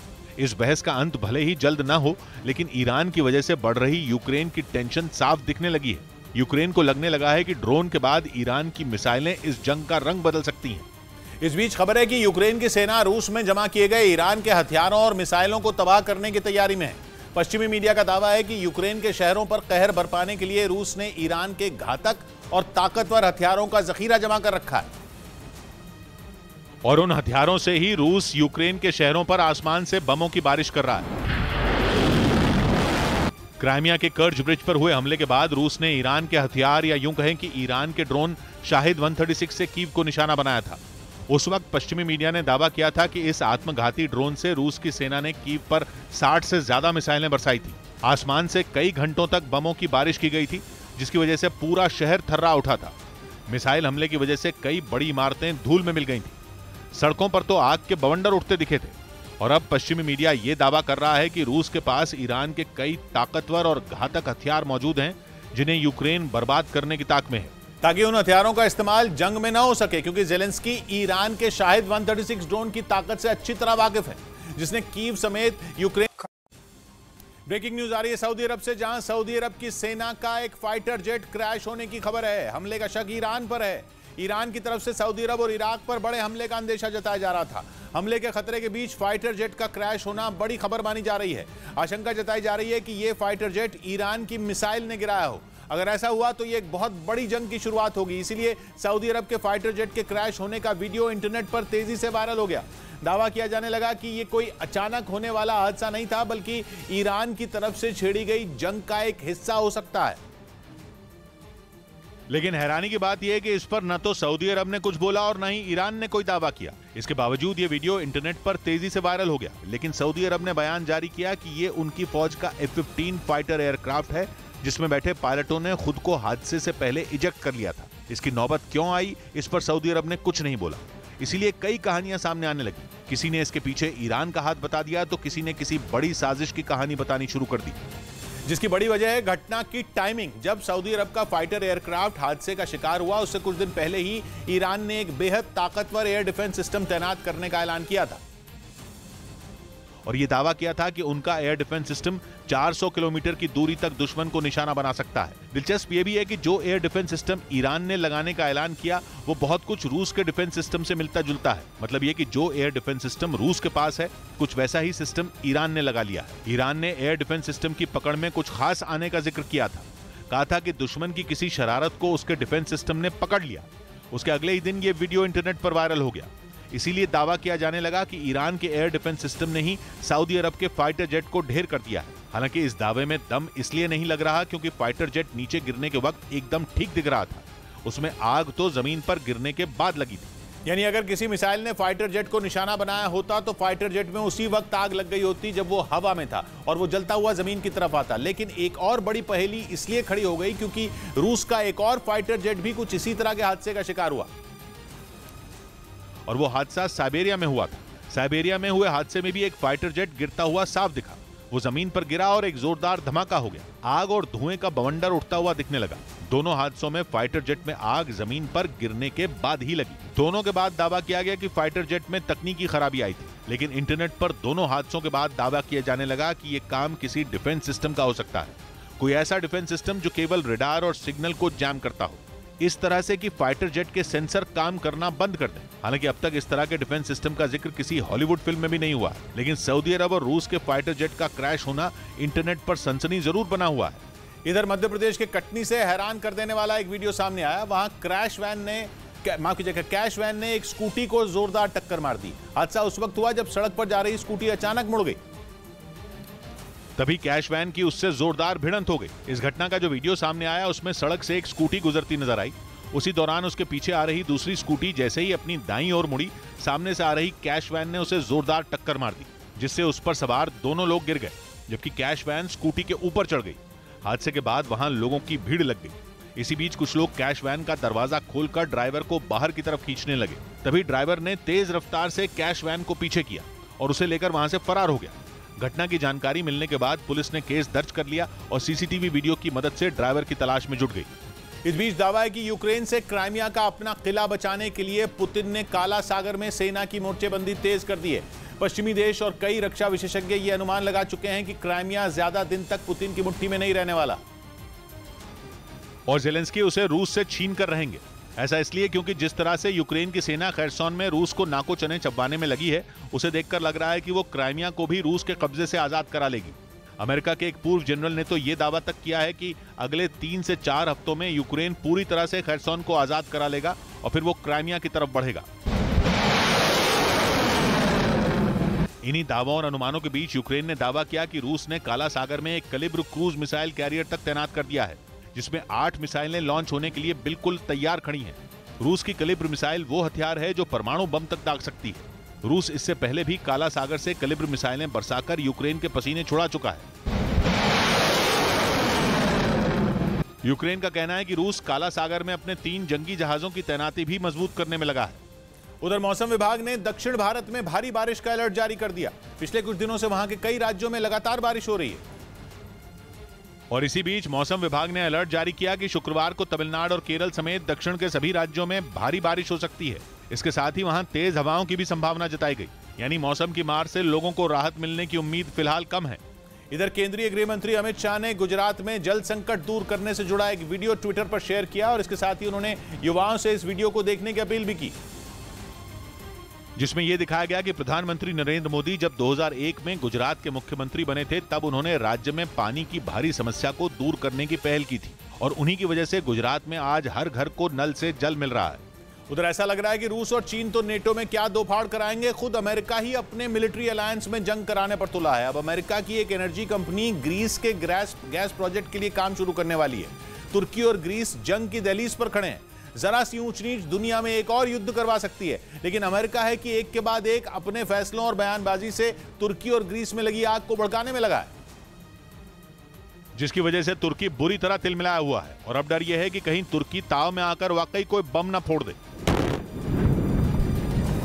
अमेरिका की energy company Exxon Mobil Greece के पास समंदर में नेचुरल गैस की खोज के लिए सर्वे शुरू करने जा रही है। इसी बात ने तुर्की की त्योरियां चढ़ा दी हैं, क्योंकि उसके और ग्रीस के बीच समंदर में गैस के भंडार पर भी विवाद है। तुर्की को अमेरिका की ग्रीस से बढ़ती करीबी कतई रास नहीं आ रही। ग्रीस और तुर्की दोनों के ही नेटो के सदस्य होने के बावजूद अमेरिका बार बार ग्रीस की तरफ खड़ा दिख रहा है। अमेरिका ग्रीस को अपने F-16 फाइटर जेट बेच चुका है, लेकिन तुर्की की लाख मिन्नतों के बावजूद अमेरिका उसे F-16 नहीं दे रहा। वहीं अमेरिका दक्षिणी साइप्रस के मुद्दे पर भी ग्रीस के साथ खड़ा नजर आ रहा है। इधर पाकिस्तान के पूर्व प्रधानमंत्री इमरान खान पर हुए हमले के मामले में FIR दर्ज की गई। हालांकि इसमें पीएम शहबाज शरीफ और गृह मंत्री का नाम नहीं है। साथ ही मेजर जनरल फैसल का नाम भी गायब है, जबकि इमरान की पार्टी PTI ने इन तीनों को हमले के लिए जिम्मेदार ठहराया था। यही वजह है कि PTI नेता फवाद चौधरी ने FIR को सुप्रीम कोर्ट में चुनौती देने की बात कही। उधर गुजरात में होने वाले विधानसभा चुनाव के लिए आम आदमी पार्टी ने उम्मीदवारों की एक और लिस्ट जारी कर दी, जिसमें 7 उम्मीदवारों की घोषणा की गई। आम आदमी पार्टी की तरफ से प्रत्याशियों की 12 लिस्ट जारी की जा चुकी हैं। आम आदमी पार्टी के राष्ट्रीय संयोजक और दिल्ली के मुख्यमंत्री अरविंद केजरीवाल अब तक गुजरात विधानसभा की 182 में 158 सीटों पर उम्मीदवार घोषित कर चुके हैं। इस बीच दिल्ली में रिटायर्ड फौजी के लापता होने के बाद परिवार ने PFI के नाम से धमकी मिलने का आरोप लगाया। दिल्ली के सुल्तानपुरी इलाके में रहने वाले एक रिटायर्ड फौजी लापता हो गए थे, जिनकी पुलिस तलाश कर रही है। हम एविडेंस है वो जुटाने में लगे हुए हैं। लापता फौजी के परिवार का आरोप है कि उनको व्हाट्सएप पर एक नंबर से धमकी मिली, जिसमें सर तन से जुदा करने की बात लिखी गई। दावा है कि PFI का झंडा भी मैसेज में भेजा गया। उधर रक्षा विशेषज्ञों ने दावा किया कि अगर अमेरिका ने यूक्रेन को F-16 और F-18 फाइटर जेट नहीं दिए तो वो जंग हार जाएगा। आशंका जताई गई कि यूक्रेन की जमीन पर हार रहा रूस आसमान से बड़ा हमला बोल सकता है। और रूस के उस हमले से यूक्रेन की हार तय हो जाएगी, क्योंकि पश्चिमी देशों ने अब तक यूक्रेन को जो हथियार दिए हैं वो जमीन पर ही जंग लड़ने के लिए काम आ रहे हैं। फिर वो मिसाइल लॉन्चर हों, तोप हों या फिर मिसाइल डिफेंस सिस्टम, ये सारे हथियार यूक्रेन की सेना के काम तो आ रहे हैं, लेकिन जब बात आसमान में जंग की होगी तो इसके लिए मुसीबत खड़ी हो सकती है। डिफेंस एक्सपर्ट का दावा है कि रूस एक बार फिर से 24 फरवरी की स्ट्रैटेजी का इस्तेमाल कर सकता है। वो एक साथ तेजी से यूक्रेन के कई शहरों को हवाई हमले का शिकार बना सकता है। इसी वजह से ये कहा जा रहा है कि अगर अमेरिका ने अपने बेहद खतरनाक F-16 और F-18 लड़ाकू विमान यूक्रेन को नहीं दिए तो वो जंग हार जाएगा, क्योंकि रूस के पास सुखोई 35 और MiG-35 जैसे घातक लड़ाकू विमानों का एक बड़ा जखीरा है। दावा किया गया कि उसने अगर अपनी पूरी ताकत से इन विमानों के जरिए हमला बोल दिया तो फिर यूक्रेन को बचा पाना मुमकिन नहीं होगा, क्योंकि यूक्रेन के पास रूस के मुकाबले बेहद कम लड़ाकू विमान है। इसके साथ ही उसके पास अटैक हेलीकॉप्टरों की संख्या भी बहुत कम है। यानी अगर रूस ने आसमान से बम बरसाना शुरू किया तो फिर यूक्रेन के सैनिकों के पास जान बचाकर भागने के सिवा कोई चारा नहीं बचेगा। दावा है कि रूस के पास 1511 लड़ाकू विमान हैं, जबकि यूक्रेन के पास महज 98 फाइटर जेट हैं। इसी तरह रूस के 544 लड़ाकू हेलीकॉप्टरों के मुकाबले यूक्रेन के पास सिर्फ 98 अटैक हेलीकॉप्टर ही हैं।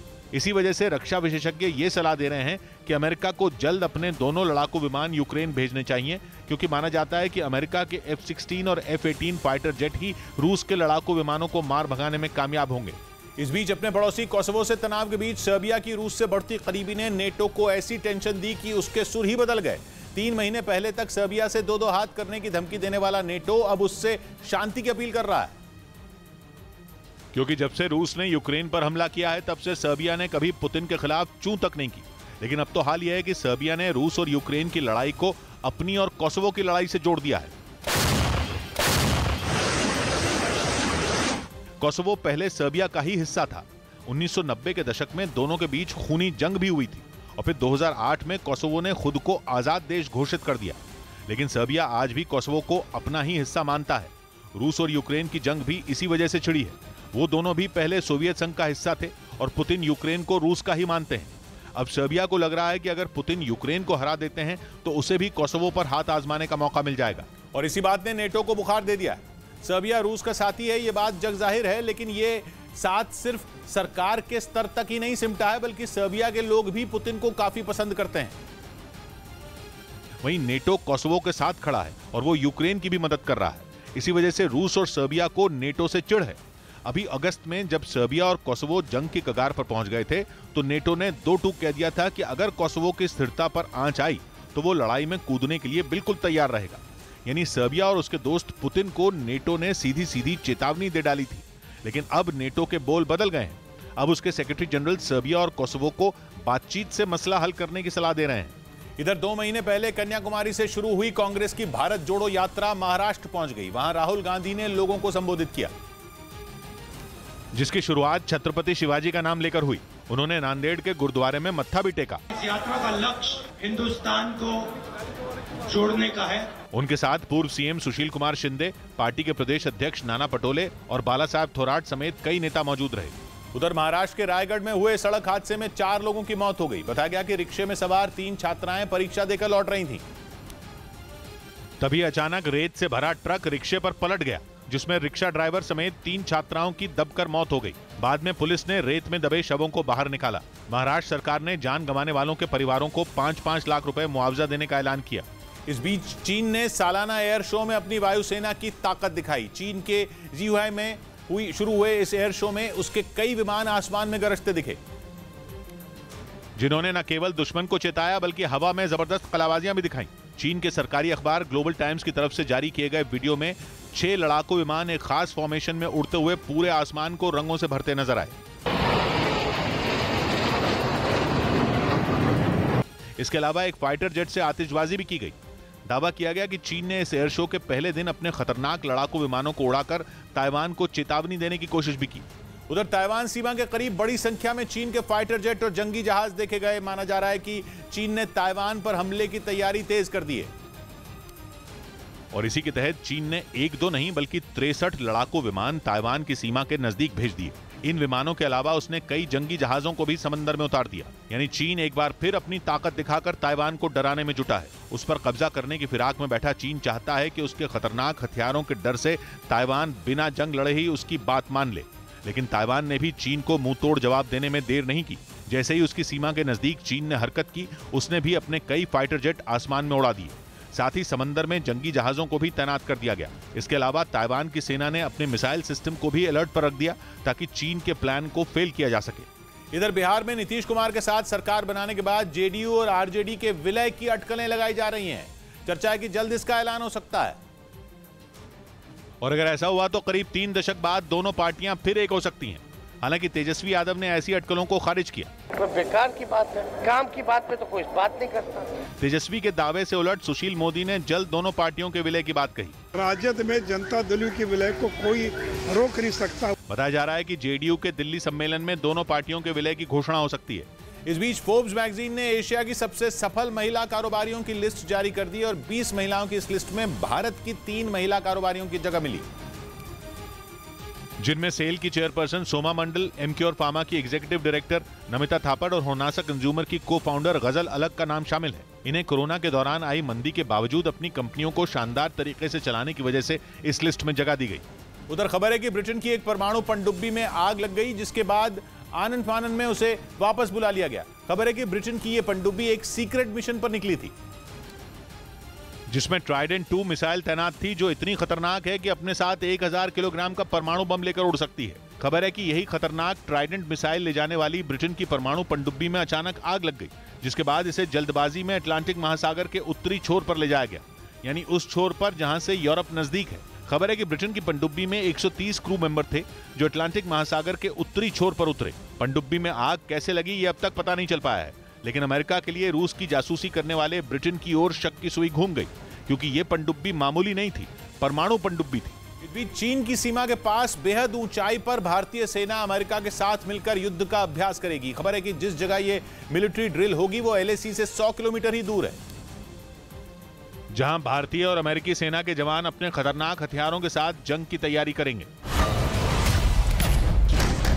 असल में चीन LAC के पास अपनी हरकतों से बाज नहीं आता, खासतौर पर पूर्वी लद्दाख के इलाकों में उसकी वजह से दोनों देशों के बीच हमेशा तनाव की स्थिति बनी रहती है। ऐसे में सेना ने उत्तराखंड के औली में मिलिट्री ड्रिल के लिए 9,500 फीट की ऊंचाई पर एक बेस बनाया है, जहां भारत और अमेरिका मिलकर 15 नवंबर से 2 दिसंबर तक युद्ध का अभ्यास करेंगे। बताया गया है इसका मकसद ऊंचाई वाले इलाकों में जंग की तैयारियों को धार देना है, ताकि वक्त पड़ने पर चीन को करारा जवाब दिया जा सके।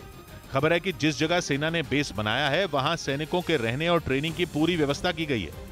इधर गुजरात चुनाव में ताल ठोकने की तैयारी कर रही BTP यानी भारतीय ट्राइबल पार्टी में फूट पड़ गई, वो भी पिता और पुत्र के बीच, क्योंकि BTP अध्यक्ष महेश वसवा के पिता छोटू वसवा ने ऐलान कर दिया कि वो JDU के साथ गठबंधन करेंगे। नहीं कर रहे हैं ना, कहीं दफे किया है। लेकिन खबर है कि BTP अध्यक्ष महेश वसवा पिता के फैसले से नाराज हैं।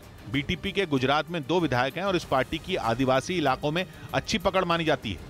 उधर ऑस्ट्रेलिया में चल रहे T20 वर्ल्ड कप के दौरान भारत जोड़ो यात्रा का पोस्टर दिखने पर विवाद शुरू हो गया। ऑस्ट्रेलिया के क्रिकेट बोर्ड से जय शाह ने इस मामले की शिकायत की और इसे नियमों का उल्लंघन बताया।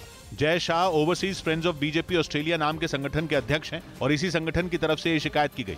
भारत और जिम्बाब्वे के लीग मैच में राहुल गांधी की भारत जोड़ो यात्रा का पोस्टर लहराया गया था। इस बीच पश्चिमी मीडिया ने दावा किया कि बेलारूस के रास्ते रूस के जिस बड़े हमले का ढोल पीटा जा रहा है वो सिर्फ पुतिन का एक दिखावा है। दावा किया गया कि बेलारूस की जमीन पर पुतिन ऐसी कोई तैयारी नहीं करवा रहे हैं जिससे यूक्रेन पर किसी बड़े हमले का खतरा मंडरा रहा हो। पश्चिमी मीडिया के मुताबिक रूस अब बेलारूस के रास्ते वैसा हमला कर ही नहीं सकता जैसा उसने फरवरी में किया था, क्योंकि तब पुतिन की सेना के ट्रेंड जवान अपने खतरनाक हथियारों के साथ बेलारूस पहुंचे थे। यूक्रेन पर हमले की काफी पहले से ही तैयारी की गई थी। सैन्य अभ्यास के नाम पर रूस की सेना बेलारूस में जमा हो गई थी और इसके बाद पुतिन के जवानों ने कई तरफ से यूक्रेन पर धावा बोल दिया था। लेकिन दावा है कि अब ऐसा करना पुतिन के लिए संभव नहीं है, क्योंकि हथियारों की कमी के साथ ही उनकी सेना में जवानों की भी कमी हो गई है। और इसी वजह से कुछ दिनों पहले यह खबर आई थी कि रूस के आम लोगों को बड़ी संख्या में सेना में भर्ती कराया जा रहा है और उन्हीं नए जवानों को बेलारूस भेजा जा रहा है ताकि वो ट्रेनिंग ले सकें। लेकिन दावा है कि पुतिन इसके जरिए ऐसा दिखा रहे हैं मानो वो यूक्रेन पर किसी खतरनाक हमले की तैयारी कर रहे हों।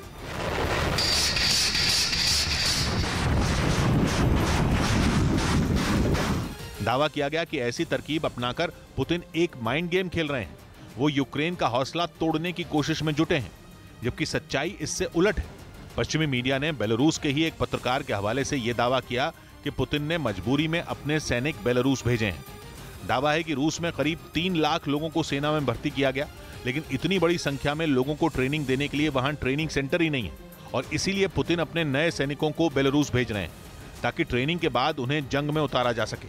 लेकिन इसमें रूस को काफी वक्त लगने वाला है और इसीलिए दावा किया गया कि रूस ने बड़ी ही चालाकी से ऐसा दिखाया कि यूक्रेन पर अब तक का सबसे भीषण हमला होने वाला है। इधर अहमदाबाद में कांग्रेस ऑफिस के बाहर घड़ी लगाए जाने पर बीजेपी ने तंज कसा। कांग्रेस ने अपने दफ्तर के बाहर एक डिजिटल घड़ी लगाई जिसमें गुजरात चुनाव के नतीजे के दिन यानी 8 दिसंबर का काउंटडाउन चल रहा है और उसी दिन दोपहर 12 बजे बीजेपी की सरकार जाने का दावा किया गया। बीजेपी का शासन समाप्त होगा। कांग्रेस के वार पर पलटवार करने में बीजेपी ने भी देर नहीं लगाई। असल में ये घड़ी नहीं है, ये टाइम बॉम्ब है। कांग्रेस ने राजस्थान विधानसभा चुनावों के वक्त वहां भी ऐसी ही घड़ी लगाई थी। उधर जम्मू कश्मीर के कुपवाड़ा में हुए एक बस हादसे में 25 से ज्यादा लोग घायल हो गए। बताया गया कि बस तेज रफ्तार से चल रही थी जिसकी वजह से वो बेकाबू होकर पलट गई और बस में सवार लोगों में चीख पुकार मच गई, जिसे सुनकर आसपास के लोग मदद के लिए दौड़े। बाद में पुलिस ने घायलों को अस्पताल पहुंचाया। गनीमत यह रही कि हादसे में किसी की जान नहीं गई।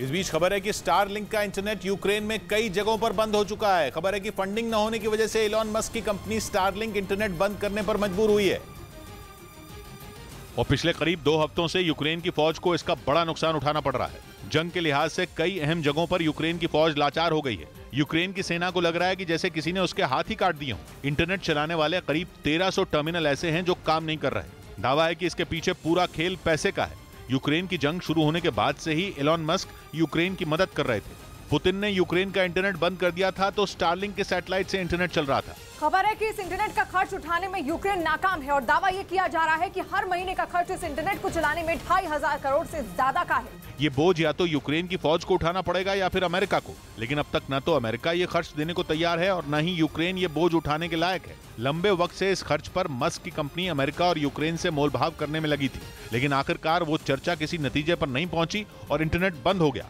उधर खबर है कि ज़ेलेंस्की की सेना ने सर्दियों में ऑयल बर्नर से पुतिन की फौज को चकमा देने का प्लान तैयार कर लिया है। 24 फरवरी को शुरू हुई है जंग, अब 9वें महीने में पहुंच गई है, लेकिन इसके बाद भी न तो पुतिन रुकने को तैयार है, न ही ज़ेलेंस्की हार मारने के लिए राजी हैं। और इसी वजह से यूक्रेन के कई इलाकों में भीषण जंग छिड़ी हुई है। कीव समेत कई शहर बमों और मिसाइलों की मार से थर्रा रहे हैं। खबर है कि जंग कुछ और महीनों तक जारी रहेगी। मतलब ये कि सर्दियों में भी युद्ध के खत्म होने के आसार नहीं दिख रहे हैं और इसीलिए यूक्रेन ने सर्दियों में पुतिन की सेना को चकमा देने के प्लान पर काम करना शुरू कर दिया है।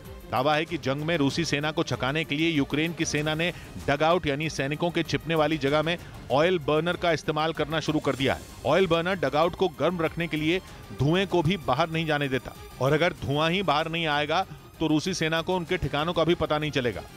इधर साल का दूसरा और आखिरी चंद्र ग्रहण देश के कई हिस्सों में दिखा। चंद्र ग्रहण सबसे पहले अरुणाचल प्रदेश के ईटानगर से शुरू हुआ, उसके बाद देश के दूसरे हिस्सों में इसे देखा गया। चंद्र ग्रहण भारत में शाम 5:20 पर शुरू हुआ और 6:20 पर खत्म। इस दौरान देश भर के मंदिर बंद रहे, जिन्हें ग्रहण खत्म होने के बाद खोला गया। उधर महाराष्ट्र के नासिक में एक घर के अंदर सिलेंडर फटने से धमाका हो गया, जिसमें घायल हुए 2 लोगों को अस्पताल में भर्ती करवाना पड़ा, जबकि सिलेंडर फटने की वजह से वहां आग लग गई। पड़ोसियों ने फौरन प्रशासन को घटना की जानकारी दी। फिर मौके पर पहुंची दमकल विभाग की टीम ने आग को बुझाया। वहीं पुलिस मामला दर्ज कर जांच में जुट गई। बताया गया कि पानी गर्म करने के दौरान अचानक सिलेंडर फट गया। इस बीच खबर है कि चीन के सालाना एयर शो में इस बार रूस की सेना भी शामिल होने वाली है। चीन के जीयूआई में होने वाले इस एयर शो में रूस के खतरनाक लड़ाकू विमान अपना जौहर दिखाएंगे, जिनके साथ S-400 एयर डिफेंस सिस्टम भी शामिल होगा। जानकारी के मुताबिक 8 से 13 नवंबर तक चीन के जीयूआई में चलने वाले इस एयर शो में रूस के कई लड़ाकू विमान, हेलीकॉप्टर और मिसाइल सिस्टम अपना दमखम दिखाएंगे। माना जा रहा है कि इस एयर शो के जरिए रूस और चीन एक साथ होने का संदेश देना चाहते हैं। खबर तो यह भी है कि इस एयर शो के लिए रूस ने अपने आधुनिक S-350 एयर डिफेंस सिस्टम को भी रवाना किया है, जिसे हाल ही में रूस की सेना में शामिल किया गया। माना जा रहा है कि S-350 वितिज एयर डिफेंस सिस्टम पर दुनिया भर की निगाहें रहने वाली हैं, क्योंकि रूस का ये एयर डिफेंस सिस्टम भयानक तबाही मचाने की ताकत रखता है। उधर ब्रिटेन के अखबार डेली मेल ने दावा किया कि रूस इस साल के आखिर में अपनी सबसे ताकतवर मिसाइल सरमत 2 का टेस्ट कर सकता है। रूस का दावा है कि उसकी यह हाइपरसोनिक परमाणु मिसाइल अपने एक वार से दुनिया के किसी भी महाद्वीप का आधा हिस्सा उड़ा सकती है। और इसी के दम पर रूस ने अमेरिका और दूसरे पश्चिमी देशों को नक्शे से मिटा देने की धमकी दी थी। लेकिन अब पश्चिमी मीडिया का दावा है कि पुतिन इस साल के आखिर तक अपनी 14 मंजिला ऊंची हाइपरसोनिक मिसाइल सरमात 2 का परीक्षण कर सकते हैं, जो किसी भी लिहाज से यूक्रेन और अमेरिका के लिए अच्छी खबर नहीं है, क्योंकि रूस पहले से ही जंग में यूक्रेन की मदद करने वाले देशों से खार खाए बैठा है। खुद पुतिन कई बार पश्चिमी देशों को अपनी इस मिसाइल का डर दिखा चुके हैं, जिसे अमेरिका शैतान तक कहता है। शैतान यानी सरमात मिसाइल, जिसे रूस दुनिया की सबसे खतरनाक और ताकतवर मिसाइल बताता है। और अब पश्चिमी मीडिया के मुताबिक रूस ने सरमात 2 के परीक्षण की पूरी तैयारी कर ली है, जिससे यूक्रेन के साथ साथ अमेरिका की परेशानी बढ़नी तय है। दावा किया जा रहा है कि रूस दिसंबर में सरमात 2 मिसाइल का परीक्षण करेगा और फिर उसे जंग के मैदान में उतार देगा। इससे पहले अप्रैल में रूस ने सरमात 1 का परीक्षण किया था, जिसकी तस्वीरों ने पूरी दुनिया को दहला कर रख दिया था। उस वक्त रूस ने यह दावा किया था कि इंटरकॉन्टिनेंटल बैलिस्टिक मिसाइल सरमात 1 की रेंज में दुनिया का हर कोना है। दावा है कि पुतिन की इस मिसाइल को मार गिराने वाला एयर डिफेंस सिस्टम बना ही नहीं है। रूस के मुताबिक सरमात मिसाइल की स्पीड 25,000 किलोमीटर प्रति घंटा से भी ज्यादा है और उसकी रेंज 18,000 किलोमीटर है। यानी दुनिया का बड़े से बड़ा शहर रूस की इस मिसाइल की जद में है। और तो और सरमात मिसाइल एक साथ 12 परमाणु बम छोड़ सकती है। और अब खबर है कि रूस सरमात 2 यानी शैतान 2 के परीक्षण की पूरी तैयारी कर चुका है। मतलब यह कि अगर रूस की यह मिसाइल चल गई तो ब्रिटेन और फ्रांस जैसे देश एक झटके में ही खत्म हो जाएंगे। इधर उत्तर प्रदेश के मथुरा से हैरान करने वाला एक वीडियो सामने आया। वहां मोटरसाइकिल सवार बदमाश दिन दहाड़े एक बुजुर्ग महिला के गले से चेन लूटते दिखाई दिए। ये घटना वहां लगे सीसीटीवी कैमरे में रिकॉर्ड हुई, जिसमें बदमाश चेन झपटकर फरार होते नजर आए। सामने आए वीडियो में एक बदमाश बुजुर्ग महिला के आगे मोटरसाइकिल रोकता दिखाई दिया। उसी दौरान दूसरा महिला के गले से चेन छीनता नजर आया। बदमाशों ने पहले तो गले से चेन लूटी और फिर बाद में महिला को धक्का देकर फरार हो गए। घटना का वीडियो आने के बाद पुलिस बदमाशों की तलाश में जुट गई। इस बीच पश्चिमी मीडिया ने दावा किया कि यूक्रेन युद्ध की वजह से रूस ईरान और उत्तर कोरिया के करीब आ गया है, क्योंकि ये दोनों देश जंग में न सिर्फ रूस के साथ खड़े हैं बल्कि उसे घातक हथियारों की सप्लाई भी कर रहे हैं, जिनकी मदद से रूसी सेना ज़ेलेंस्की की फौज पर कहर बनकर टूट रही है। असल में यूक्रेन जंग की वजह से रूस और अमेरिका आमने सामने आ गए हैं। जंग में अमेरिका समेत तमाम पश्चिमी देश ज़ेलेंस्की के साथ खड़े हैं, जबकि रूस का साथ वो दे रहे हैं जिनकी अमेरिका से नहीं बनती। ईरान और उत्तर कोरिया तो अमेरिका के जानी दुश्मन हैं। यही वजह है कि जब जंग में रूस ने इनसे मदद मांगी तो दोनों देश खुलकर उसके समर्थन में आ गए। यूक्रेन के बहाने अमेरिका को सबक सिखाने के लिए ईरान और उत्तर कोरिया ने पुतिन को ड्रोन, रॉकेट, मिसाइल और ताकतवर टैंकों की सप्लाई की। पिछले महीने ही रूस ने ईरान से मिले ड्रोन शाहिद 136 से कीव को थर्रा दिया था। और अब खबर है कि ईरान और उत्तर कोरिया रूस को एक से बढ़कर एक घातक हथियार भेजने में जुटे हैं, ताकि पुतिन यूक्रेन पर आसानी से कब्जा जमा सकें। उधर यूक्रेन के मीडिया का दावा है कि वैगनर ग्रुप के लड़ाकों ने रूस की सीमा के नजदीक कई ट्रेनिंग सेंटर बना लिए हैं। वैगनर ग्रुप पुतिन की प्राइवेट आर्मी है, जो पूरी दुनिया में कसाई ब्रिगेड के नाम से मशहूर है, और जिसके लड़ाके इन दिनों यूक्रेन के अलग अलग इलाकों में ज़ेलेंस्की के सैनिकों के लिए काल बन गए हैं। और इसी बीच दावा है कि वैगनर ग्रुप अपनी ताकत बढ़ाने के लिए बड़ी संख्या में युवाओं की भर्ती भी कर रहा है। कहा जा रहा है कि रूस के बेलग्रद इलाके में उसने कई ट्रेनिंग सेंटर खोल दिए हैं, जहां युवाओं को जंग लड़ने के गुर सिखाए जा रहे हैं। वैसे भी वैगनर ग्रुप को युद्ध में माहिर माना जाता है। आरोप तो यह भी लगाया जाता है कि इस ग्रुप के लड़ाके लोगों को बेरहमी से मारने के लिए ही जाने जाते हैं। यानी वैगनर ग्रुप अपने लड़ाकों की संख्या बढ़ाने में जुटा है, ताकि वो यूक्रेन में हमला और तेज कर सके। अजब हैं लोग, थोड़ी सी परेशानी से डरते हैं। अजब हैं लोग, थोड़ी सी परेशानी से डरते हैं। कभी सूखे से डरते हैं, कभी पानी से डरते हैं। 100 बात की एक बात कही सरवत ने, न जाने कब से जन्नत के मजे बतला रहा हूं मैं, मगर कमकल बकरे हैं कि कुर्बानी से डरते हैं। मिलते हैं कल, घड़ी जब इशारा करेगी 9 बजे रात का। वक्त फिर होगा 100 बात की एक बात।